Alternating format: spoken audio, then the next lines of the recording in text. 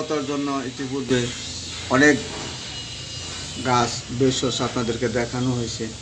অনেকে বিভিন্ন ধরনের মতবোধ করছেন, অনেকেই বলেন ভালো হচ্ছে না, অনেকেই বলেন কিছু হয় না।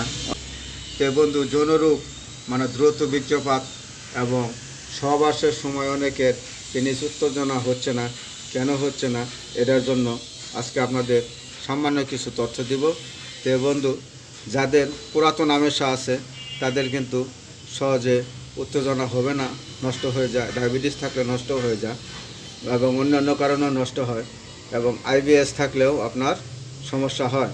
তো যদি কারো আইবিএস থাকে মানে পুরাতন আমেষা থাকে, তাহলে আপনারা আগে আইবিএস বা পুরাতন আমেষার চিকিৎসা করবেন। অনেকের আছে যে পায়খানা ক্লিয়ার হয় না, গ্যাস আছে, তারা গ্যাসের ওষুধ খাইয়া আগে পেটটারে পরিষ্কার করে নেবেন। পরিষ্কার করার পর আপনারা যৌন রোগের ওষুধ খাবেন। আল্লাহর রহমত, আপনাদের যাবতীয় সমস্যা দূর হবে।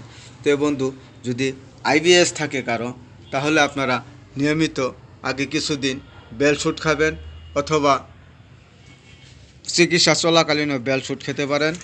বেলশুট পানিতে ভিজাবেন, পানিতে ভিজিয়ে আপনারা এটা রাত্রে ভিজাবেন, সকালে আপনারা পানিটা কসলায় খাইয়ে নেবেন।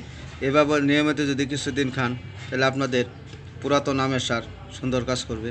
আবার যদি কারো পায়খানা ক্লিয়ার না হয়, গ্যাস হয়, আপনারা এই যে সোনা পাতা ভিজানো পানি খাবেন। প্রতিদিন এতটুক করে সোনা পাতা রাত্রে ভিজাবেন, সকালে পানিটা সেকে খেয়ে নেবেন, তাহলে আপনাদের পায়খানা ক্লিয়ার হবে, কোষ্ঠকাঠিন্য দূর হবে। এভাবেও যদি আপনারা খেতে পারেন, তাহলে পুরাতন আমেষা ভালো হবে এবং কোষ্ঠকাঠিন্য দূর হবে। এরপর আপনারা যদি যৌনরোগের চিকিৎসা নেন, তাহলে আল্লাহ রহমত যৌনরোগও ভালো হবে।